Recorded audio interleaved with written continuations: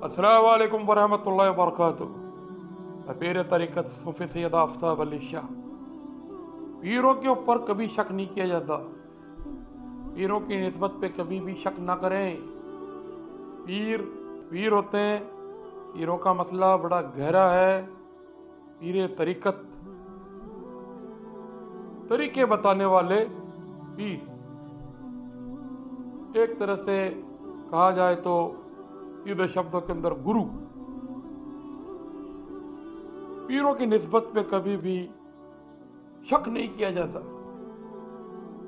पीर बहुत मुश्किल से मिलते हैं और बड़े नसीब के साथ ये पीर मिलते हैं, क्योंकि कहते हैं कि जिस तरीके से निकाह जो होता है किसी लड़की और लड़की का, कहते हैं कि अल्लाह ताला खुदा के घर से जोड़ियां बना के भेजता है, वैसे ही पीर और मुरीद का भी रिश्ता अल्लाह ताला के घर से ही बन के आता है कि किसको मुरीद होना है, किसको नहीं होना है, और किससे होना है, कब होना है, ये भी अल्लाह ताला के घर से तय होता है।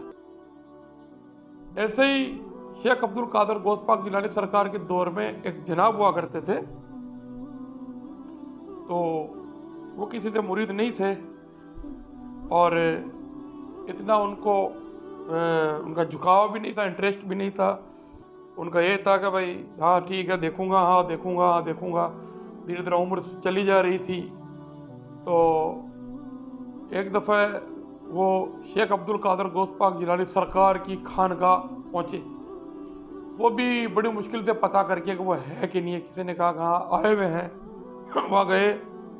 वो भी अच्छी तरह से जानकारी की उन्होंने, क्योंकि शेख अब्दुल कादिर गौस पाक जिलानी सरकार के हयाती मुबारक में, हयाती दौर में ही कई लाखों मुरीद हुआ करते थे। तो अपनी खानकाहों पे बहुत कम मिला करते थे। तो उसने पहले जानकारी करते करते कहाँ है, फिर वो उनकी खानकाह पहुँचा। वहाँ पहुँचा तो जाकर के देखता है कि काले घोड़े बंधे हुए हैं। किसी के चांदी की चैन घोड़े गले में, किसी के सोने की चैन, क्योंकि शेख अब्दुल कादिर गौस पाक जिलानी सरकार अपने दौर के बहुत बड़े शेख थे और बड़े रईस इंसान थे, बड़े रईस पीर थे वो। तो वो देखा, उसने अंदर गया तो मुरीद खा रहे हैं, पी रहे हैं, लंगर चल रहे हैं। शेख साहब से मिला नहीं। ये आइडिया लगा करके देख के यार वो तो क्या मतलब, ये तो कोई रईस आदमी है, कोई खूब लंगर अंगर करने वाला आदमी है, ये पीर कैसे हुए।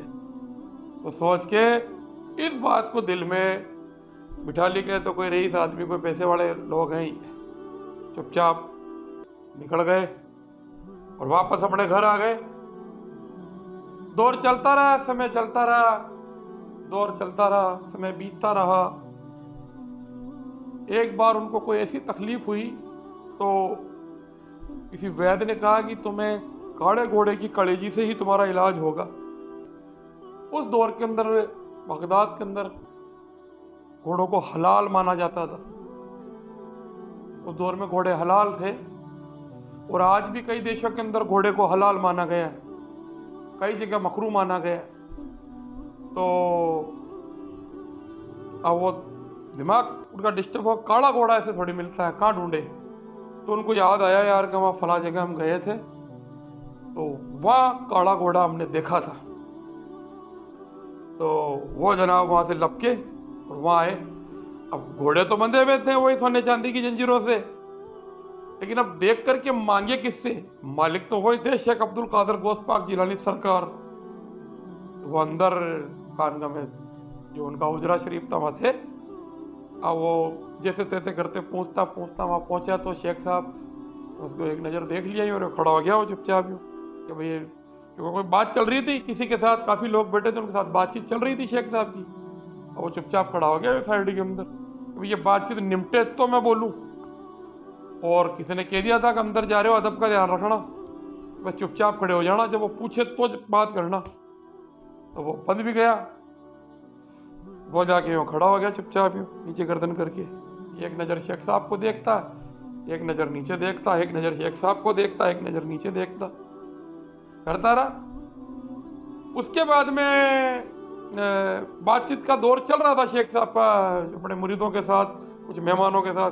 बात करते करते शेख साहब ने कहा, भाई किसी को आवाज़ लगाई, इसको एक काला घोड़ा दे दो, इसे काले घोड़े की कलेजी की जरूरत है, दे दो, पूरा ही ले जाओ जी। ये पहले भी आया था या मुरीद होने, लेकिन मेरे को पता नहीं क्या समझ करके वापस लौट गया। तो भाई वो घबरा गया, वो दिल में उसके एकदम उनका, आपको कैसे पता चला? मैं मतलब पहले भी आके गया था, आपको पता है? उन्होंने कहा कि बेशक हम सब जानते हैं। तो भाई वो पास बैठा, शेख साहब ने फरमाया अगर तुम उस दिन मुरीद हो जाते तो ये नौबत ही नहीं आती इंशाअल्लाह। तो उसने कान पकड़े, तौबा करी, शेख साहब ने माफ़ी मांगी और उसी वक्त वो वहाँ उनसे मुरीद हुआ। तो मुरीद हुआ तो फिर काले घोड़े की जरूरत भी कहाँ पड़नी थी। शेख साहब की दुआओं में इतना असर था कि जो मुंह से निकलता हो अल्लाह ताला उसको पूरा करते। ठीक हो गया।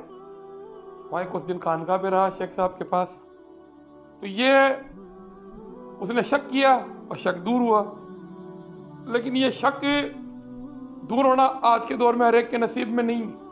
अगर कोई व्यक्ति शक्की है, कोई इंसान अगर शक की निगाह से अगर पीरों को देखता है तो जरूरी नहीं है कि उसका शक दूर हो, क्योंकि अल्लाह ताला ने हर चीज़ की एक हद रखी है। और आज के पीरों के जो जिनको कहते हैं रूहानियत, हिंदी भाषा में कहते चमत्कार, तो वो पीर और मुरीद के बीच में होते हैं। जैसे शेख साहब ने उसकी बात को जान लिया कि वो पहले भी आया था, काले घोड़े की बात जान ली, तो वो जान रहा है और वो शेख साहब जान रहे हैं। ये आम पब्लिक के लिए नहीं होते हैं। आज देखा जाता है कि ऐसे ऐसे माशरे के अंदर बेवकूफ़ लोग भरे पड़े हैं कि हमारा फला काम हो जाए तो हम मुरीद हो जाए, हमारा फला काम हो जाए तो हम ये शर्त नहीं होती।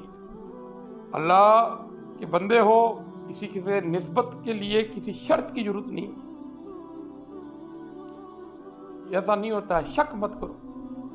और मान लो कोई चमत्कार पीरो मुरीद के बीच में, आम पब्लिक नहीं देख पाएगी उसे। आम पब्लिक का तो कोई लेना देना ही नहीं है। पीर और मुरीद का रिश्ता बहुत अफजल, बहुत ऊंचा है।